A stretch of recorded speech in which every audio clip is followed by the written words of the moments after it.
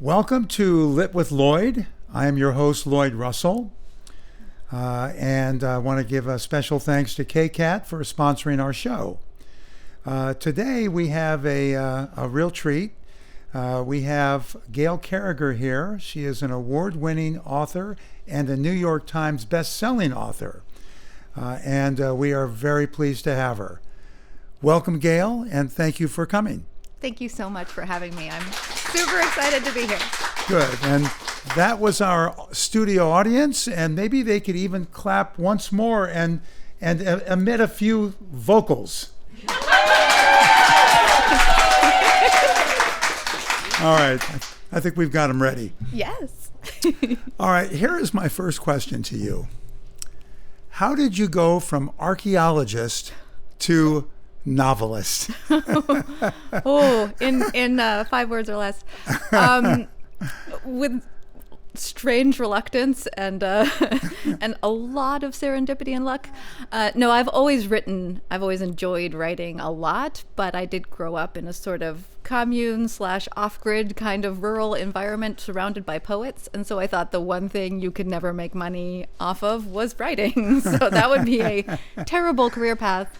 I also really love history, and I love like the physical handling of history and really being in and understanding it from the ground up. So I thought archaeology would be great. And I was young when I made that decision and just stuck to it. Stubbornness is one of my traits. So I thought I always thought I was going to be an archaeologist, and I still have great love for it and miss it on occasion. And then about halfway, a little over through my PhD, I just kept trying to get books published, and Soulless got published, and then Changeless hit the New York Times, and suddenly I was faced with a choice. Wow. Yeah. Do you still practice any archaeology? Right. But this thing happens in academia where you become a very precise and focused expert on one thing. So right up until about 5 or 6 years ago, occasionally I would still get a phone call that would be like, "We think we have a kiln. Can you drive down and take a look at this historical site or something?" And so, yeah, I was still tapped into it, and I'm still friends. But my professor retired recently, and so now I kind of don't really have many contacts left in the field. Okay, so I tried to count the number of books that you've written. Oops. And I was somewhere in the neighborhood of 50. Is that somewhat accurate? No, you're actually making me sound a little bit more efficient than I am. I think at last count it was more like 30. But I have different editions and versions and things like that, and collections and stuff. Okay, and novellas and things. And short stories and stuff, yeah. Exactly. Okay. Yeah. All right. So let's go back to the beginning of your writing career. How did you get published? How did Soulless get published? It's one of those stories you don't really get anymore, actually. I was a slush submission, which basically means I cold gave my manuscript to publishers in New York. I just mailed a physical huge copy of my manuscript into those few publishers who were still taking open submissions. I don't think any do anymore. And I was actually at Great Bear Coffee House, and I got a telephone call from a 212 number, which is New York, that basically said, "I read your book pulled out of the slush pile, and I love it, and I want to publish it." Wow. Mm-hmm. It's. Yeah. I mean, mostly we hear about authors having agents. Yeah. Well, then I had to get an agent. Then I was like, oh, right. Now. So I went about it a little backwards. But yeah, I did. I basically had an offer on the table when I was looking for an agent. Fortunately, I'd sort of been in and out of like learning about how New York and the publishing industry worked. And so I kind of knew what I was supposed to do next. And I had my eye on an agent who I really, really liked, who had actually rejected me for a different project. Whoa. And I pinged her over the Christmas holidays. And she got back to me in person herself and said, "I'd love to represent you." And Wow. she's been my agent now for almost 15 years. Wow. Yeah. The same agent. Same agent. Really lucky. It is like a marriage when you have a literary agent, and I'm very lucky in that marriage, I have Yes. to say. Yeah, she's wonderful. Kristen Nelson. Wow, that's fantastic. How many different publishers have you had, or just one? A lot. Well, I've always been under the same umbrella house, not by not by preference, although it has worked out in my favor, but I have had two publishing houses within the house. So my umbrella company is called Hachette, and the two publishers I've had are Little Brown Books for Young Readers, which is my YA series, and Orbit, which is my adult sci-fi fantasy series. And then I've also worked with a small press called Subterranean that does sort of fancy-dancy special editions and stuff, and a few others, like different audiobooks and, all sorts of things like that. And when you have a new book coming out, do you go to the same publisher? Do you? Ooh, that's a loaded question. Yeah. Or do you put it out there for for the grabs? It really depends. So from the technical standpoint, I'm out of option with my house these days, which means I get to submit to anybody I want to. I don't have to give any house a priority, publishing house a priority anymore. But I actually pivoted about 6 or 7 years ago towards self-publishing because I really wanted to experiment with things that traditional publishing isn't really interested in. Different sort of subject matters, different genres for me, like science fiction or urban fantasy or romance, and standalones and novellas, different lengths that in general New York doesn't like or really know what to do with. And so that meant learning how to self-publish and then self-publishing. So I do a lot of that now. I did just have a project that I took out to submission, which basically means I basically gave it to my agent and said, "Agent, see if anybody is interested." And nobody was. So I was like, all right, I'll do it myself.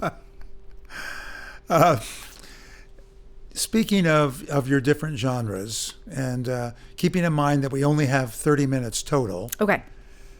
How many genres have you written in? That's easier. Putting aside the short stories, which I don't think really count. It's just really 3. I basically have 3 universes that are loosely connected that I play in. My original universe, which I call the Parasolverse, which is steampunk, which is essentially sci-fi, fantasy, all history. I throw in some mysteries, some comedies of manners, a couple of other things, lots of humor when I write. So that's one, is steampunk, and that's a science fiction and fantasy genre, basically. It mostly falls under sci-fi. And then I have an urban fantasy world that I write in, which is set in the modern day, but an alternate San Francisco Bay Area, called the San Andreas Shifters series. It's werewolves and vampires in the Bay Area, basically. And then I have a science fiction universe that I'm really mostly excited about these days. Okay, but when you were talking earlier, you mentioned a few different types of genres. So are there other genres that you plan to write in? Ooh, well, my first book, I thought it would never sell because it was so many different genres kind of mixed up with each other. And traditionally, New York in particular doesn't like that because they don't know how to market something that's like my book, which is essentially everything but the kitchen sink. And I've sort of kept doing that.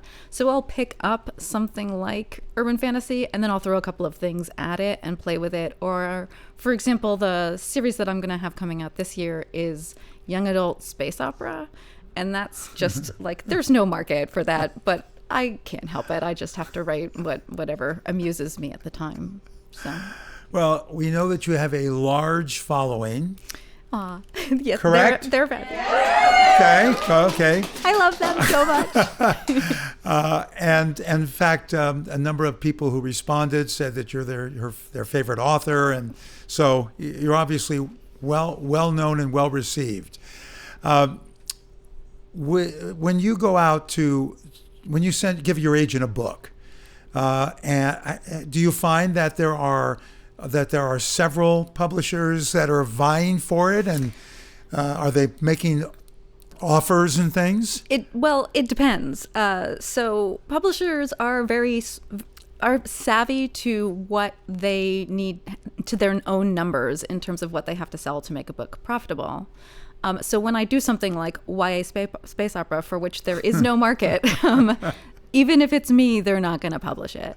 And that's fair. Like, I totally get that because I do have a fantastic reader base.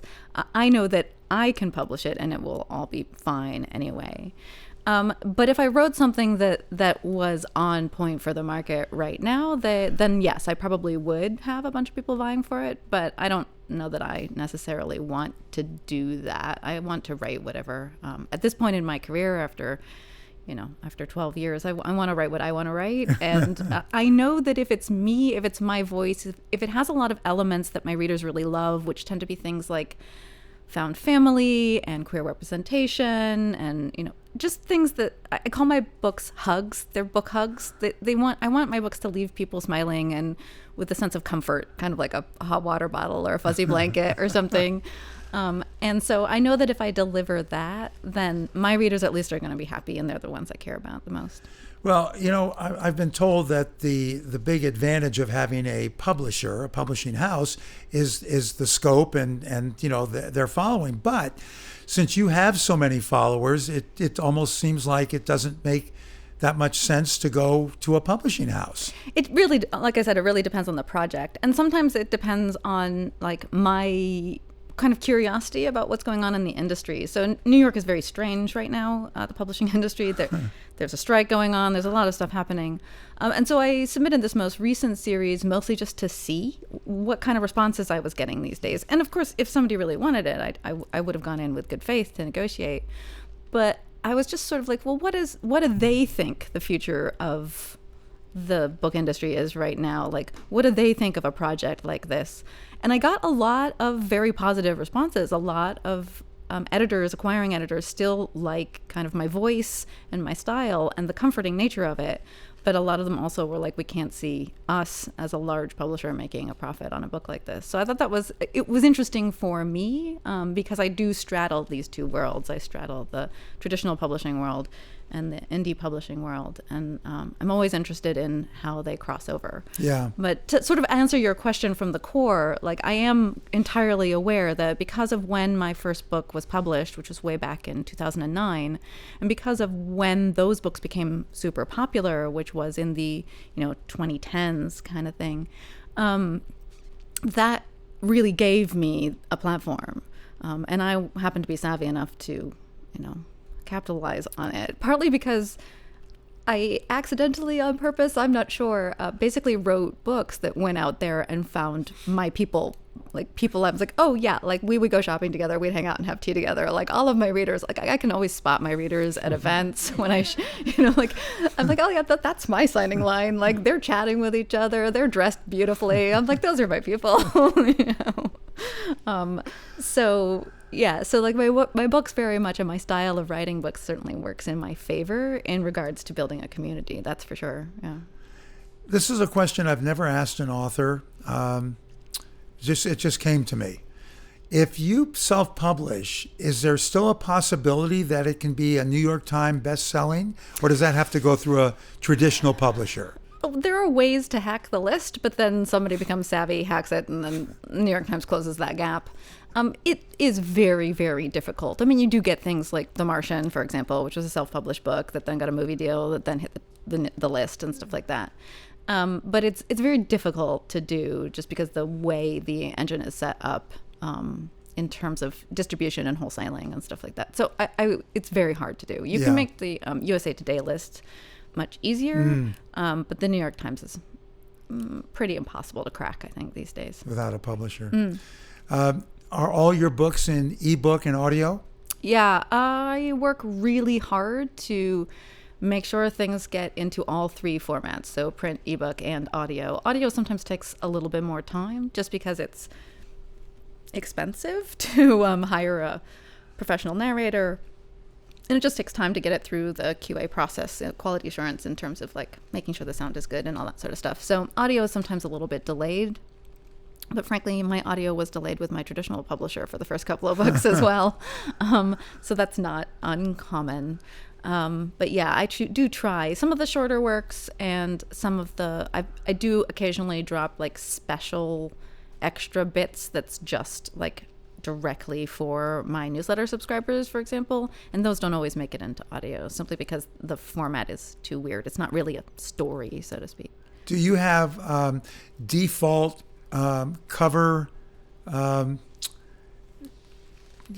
people and narrator people? Yeah, well, that's the interesting thing about going independent, is that you do end up with a team and it's not just cover art designers, of which I have a couple now, and I just am negotiating with an illustrator for the first time. I've never had an illustrated cover before. So I'm going to be working with a professional artist for my next series. That's kind of exciting.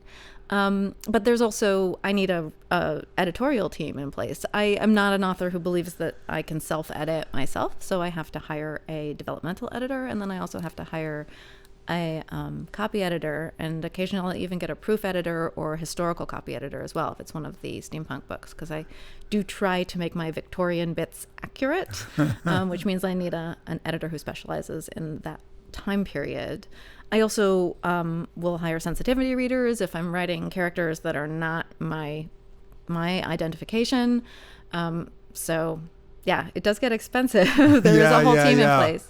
But I kind of like that aspect. I don't like it when they leave me for more fertile fields or they leave the industry in general. Then I'm like, oh no, I need to find a new developmental editor at the moment. So I'm like, oh, crisis. But I'll find someone. It'll happen. Another question I've never asked an author before. How do you decide when to write novels and when to write novellas? And do you have any novellas that are their own series, or are they always part of a novel series? Ooh, that's really interesting. That's complicated. In my case, I'm not a very fast author. I know it seems like it because I have so many books, but by indie book standards, I'm relatively slow. I can write usually about one novel and maybe one novella and one short story a year. That's about the maximum I could possibly do. And of course, life always derails you on occasion. So in my case, it's kind of a matter of like, what do I feel like writing? So I have these 3 different kind of sandboxes that I play in, and I try to put something out in each one of those sandboxes kind of in rotation. So that plays into it. For me, writing novellas was my entry into self-publishing because they were not under option for the universe for which I was best known, which is the steampunk one. And so writing novellas was out of contract for me, so I could write novellas right away, and so I did. I tend to use novellas to write sort of standalone pieces of like side characters or little concepts that I really want to explore that are within a greater established universe. That tends to be how I approach those. So I have novella series, but they're each sort of standalones with crossover characters that are kind of linked to each other.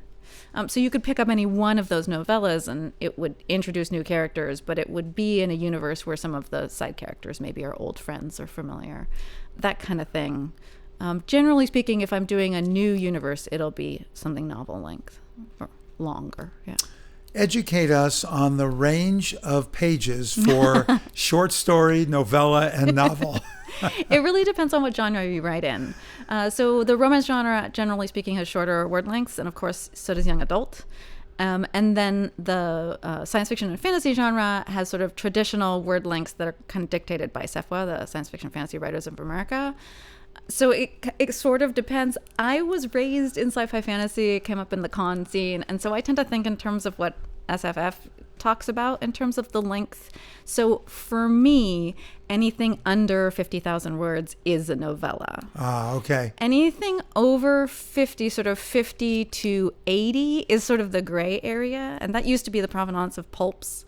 So pulp, whether it's a mystery book or a sci-fi book or whatever, the pulps from the sort of 1940s, they were all around that length, 50 to sort of 60, 70K.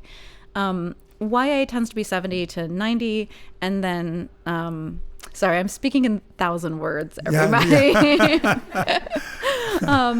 And then sort of adult sci-fi fantasy tends to be 90 to 120. 120 used to be the sort of original cap. That's because 120,000 words sort of translates to 200, 250 pages, depending on how much dialogue you write. The more dialogue on the page, the longer the books seem. I guess they seem like they have more pages because there's more space in them. They probably have fewer words. And that was because in the old days of like, and of course I'm not clear on the history, but so far as I can gather, in the old days of like pocket paperbacks and stuff, a ream of paper for a printing press was a certain length, and the cutoff was right around 150 to 200,000 pages. And so after that, it becomes epic territory. And that's because when you have a book that's longer than a certain number of pages, you have to literally change out the ream. And so it becomes that much more expensive to produce that book. Yeah. I do not write epics, and I mostly don't enjoy reading them either. I am a big fan of concise writing, which may surprise some people, in terms of what I like to read, which is one of the reasons I enjoy young adult so much. As a genre, it tends to be relatively brief, and you sort of have to get to the point quickly. And I really like the pacing of YA in particular as a genre. So I tend to use a lot of kind of YA pacing tricks and dialogue, and my stuff is very dialogue heavy because I do write essentially comedies of manners. So like something will explode and then everybody runs around and then sits down and has tea and talks about it. So action driven is not my strength. So I do have to worry about pace quite a bit. And so reading genres where pacing is extremely important, like young adult, definitely informs my stuff. So you're not going to be reading Ken Follett anytime soon? Afraid not, no. I'm sorry to say it. How many languages are your books typically in? I think we might have I used to say with relative confidence 18, but I just sold into Persian or Farsi, and so I think we're probably more like 20 different translations at this juncture. And who finds those people to put them into different languages? I have a foreign agent. Oh, okay. So my literary agent generally speaking, your literary agent should either have a foreign agent department or they pair up with a foreign agent or multiple different foreign agents, depending on how wide they rep. So yeah, I have a foreign agent who handles that for me, including for my independently published stuff. So the language that I just sold into, Persian, is actually my nonfiction book that got that pickup. So that's very exciting. Tell us about the nonfiction book. Okay. I really, as a writer, I'm a really social writer, which I know is unusual for us authors. I'm embarrassed to admit to being a tiny bit of an extrovert. The audience, I think, is fine with that. So I do a lot of events, especially at the beginning of my career. I did a ton of events. I used to do book tours and stuff like that quite a bit because I like meeting people and I love traveling. And so where was I going with this? Where was I going with this? Help me here, Lloyd. We were talking about the different languages. Different languages. Oh, nonfiction. Nonfiction. We were talking about the nonfiction. Thank you. Yes. Yes. Sorry. Flipping back around. Yeah. I needed help too. So back to the original beginning of the interview, I have a background in archaeology, which when you're an undergraduate in archaeology is a multidisciplinary field most of the time, which means I had to take classes in lots of different departments. And one of the departments I really loved was the classics department. Technically, my original degree is in classical archaeology. And one of the things I did in the classics department was focus on myth and narrative, as I'm a writer also, and I love that. I love the history, the far history of mythology and how it informs art throughout history and now, but also writing and pop media and culture in general. So, and during that time, I studied the hero's journey, Joseph Campbell, which we talk about a lot. And I also studied the heroine's journey, which nobody talks about, but there is one. And so when I was doing all of these events and panels and traveling, I would often talk about the heroine's journey because my books pull on the beats and narrative style of that more than they do the hero's journey. In fact, they're not really informed by the hero's journey at all. And people in the audience would always be confused. And often the authors on the panel with me would be confused. And someone would inevitably put out their hand and be like, what is this heroine's journey, which you so casually mentioned, Gail?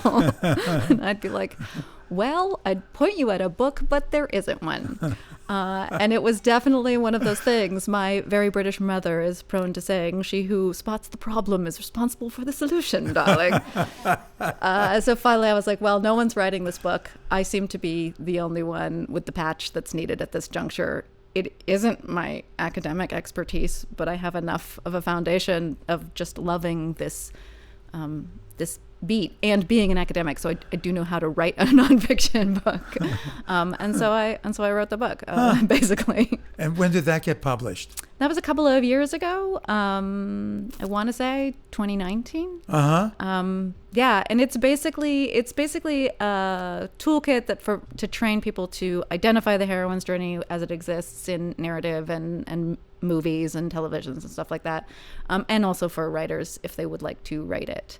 Specifically, if you find as an author or as a viewer or a reader that you're not particularly attracted to the hero's journey, and people talk about it all the time, and you're like, well, that doesn't seem to be something that I am either writing or reading regularly. I kind of wrote this book to be like, it might be because you're gravitating accidentally on purpose towards this other narrative.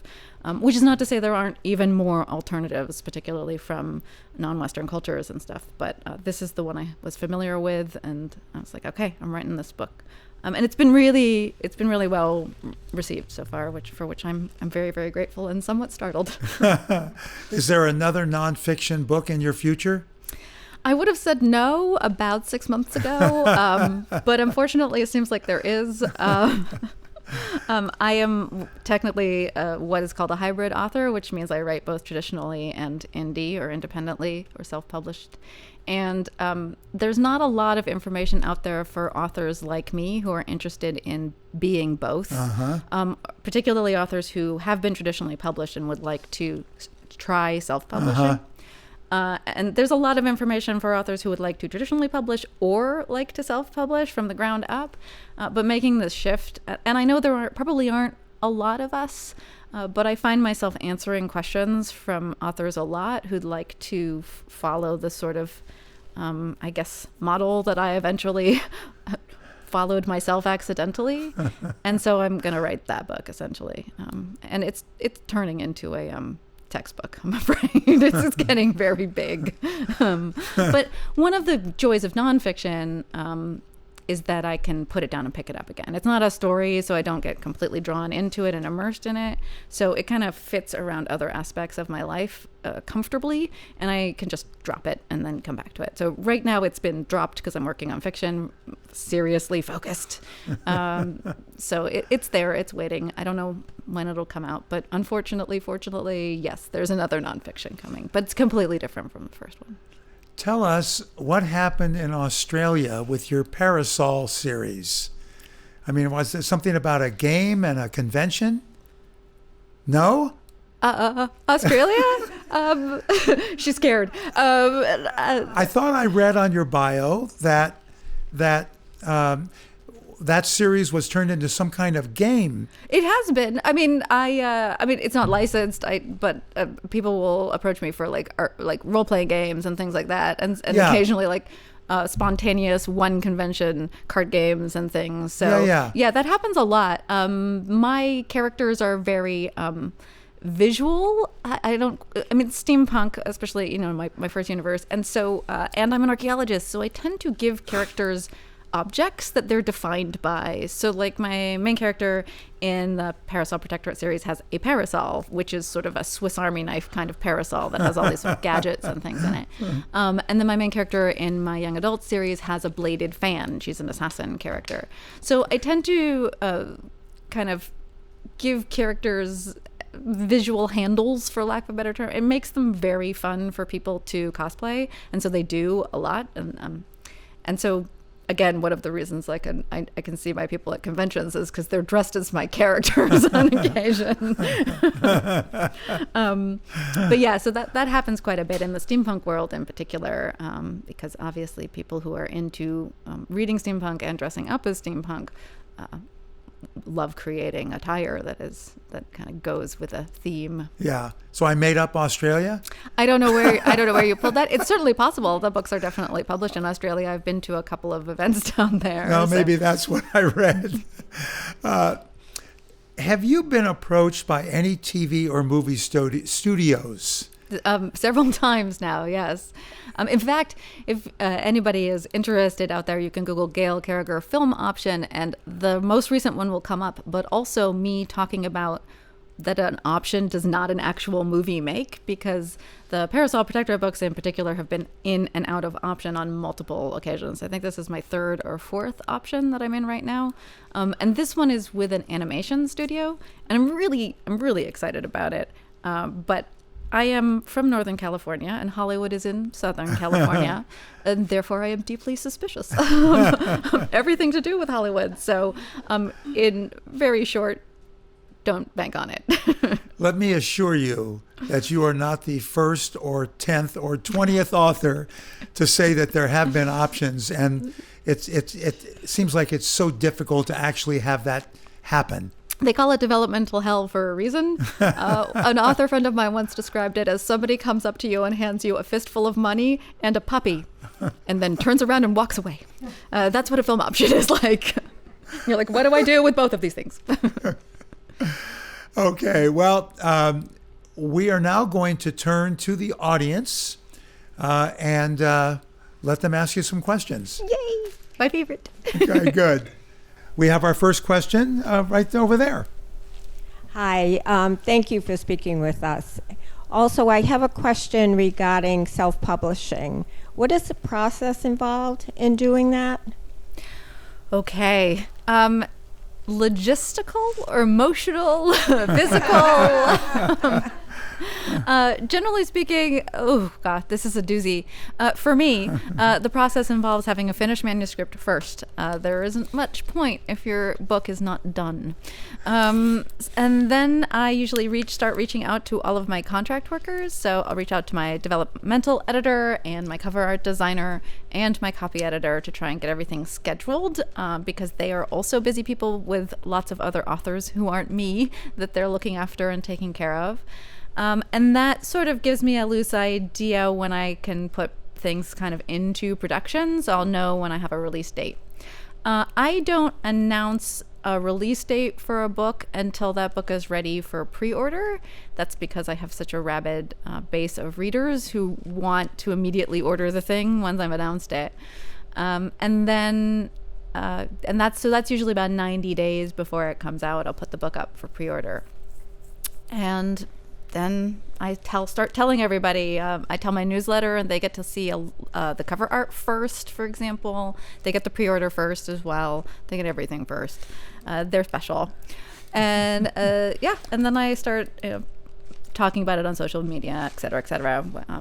If you mean sort of logistically, it involves a lot of creating accounts with vendors. In my case, because I come out of traditional publishing, I have to be something called wide, which means I can't publish my books exclusively to Amazon, even if I wanted to, which many self-published authors do, but I do not. So I put my books up on as many platforms as I can.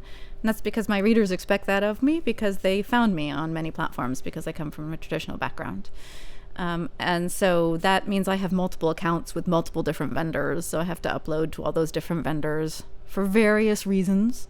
There are middlemen who will handle that for you, and I do use the middlemen as well. And then for a print edition, I have to have an account.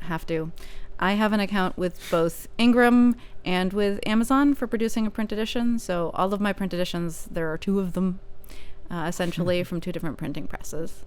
And then for me, for audio, I will reach out to my producer who I work with and tell him which narrator I would like for this book series. And so he'll reach out to the narrator to see if they are available and start the contract going and stuff like that. I pay extra for an audiobook producer who does all of my QA and stuff and finessing, because I don't like to listen to my own books being read by anybody, even a professional.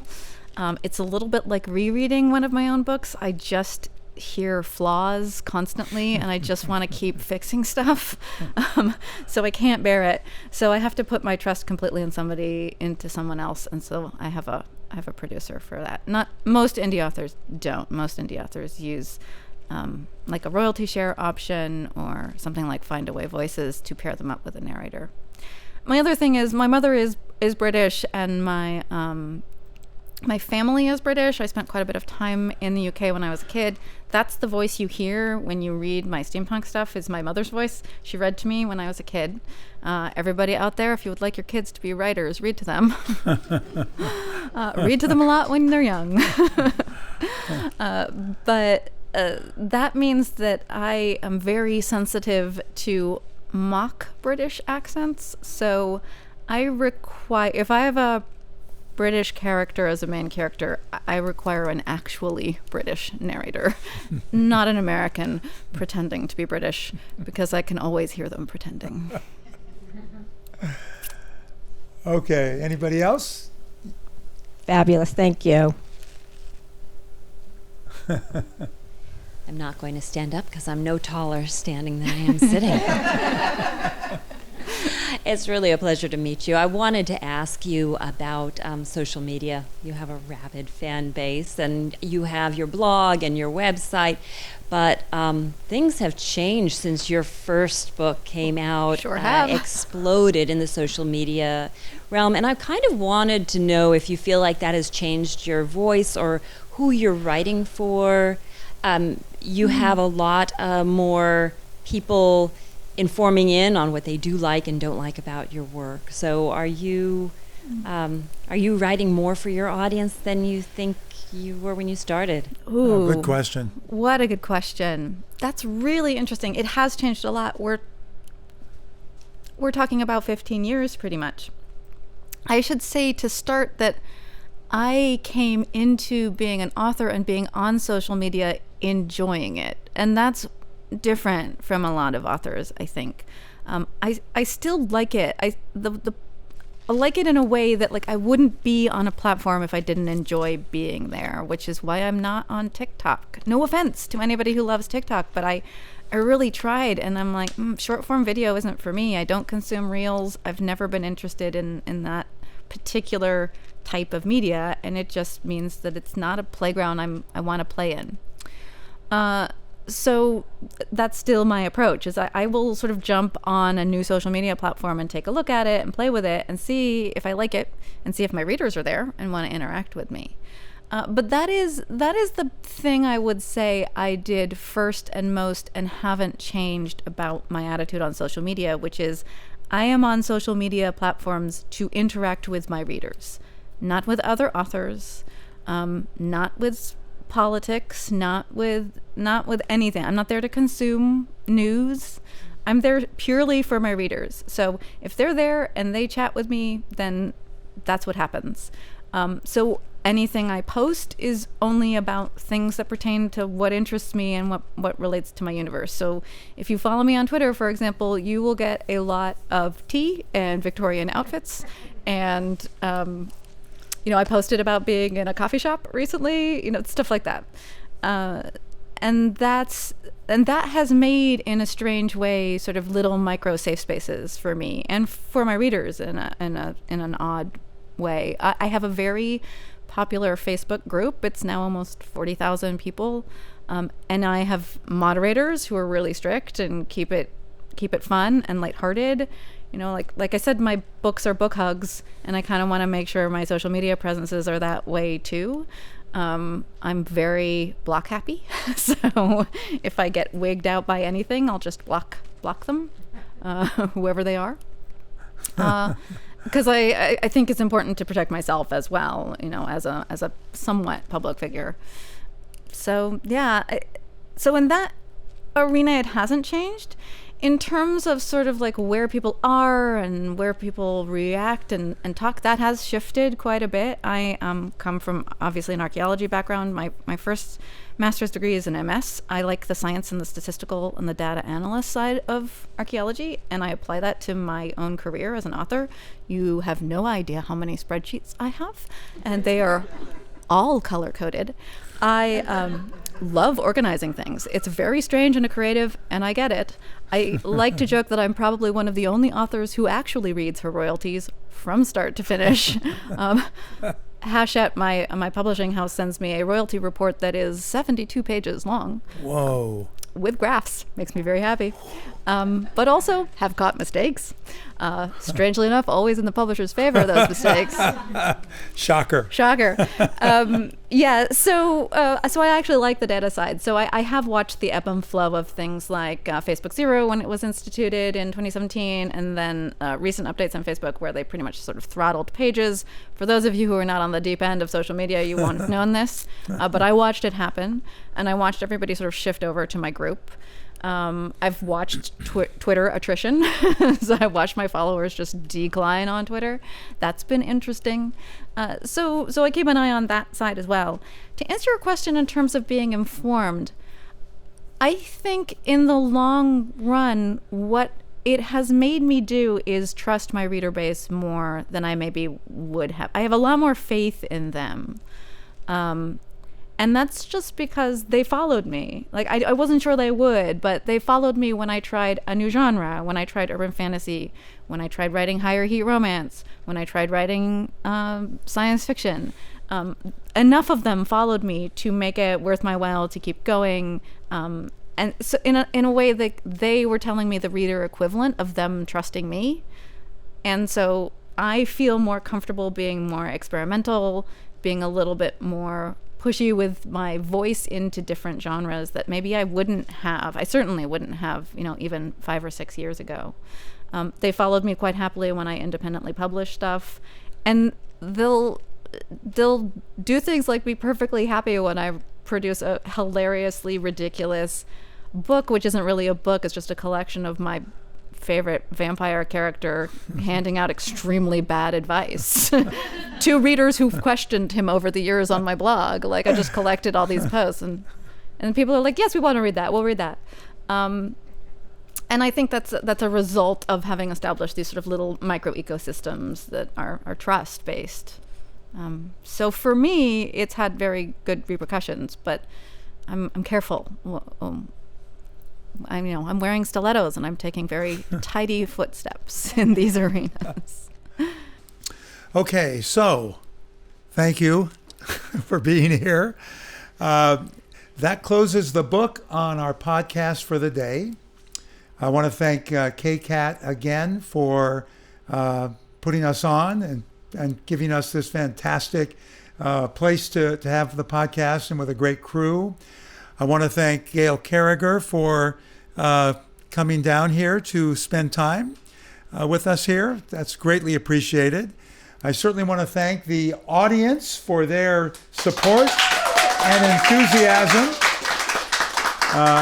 And if you want to see this podcast or any others, you can go on Lloyd.show, and it'll direct you to both the video and the audio. So with that, we'll see you next time.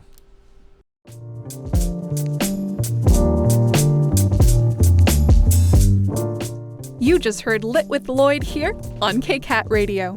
Explore all our KCAT original programming at kcat.org/radio.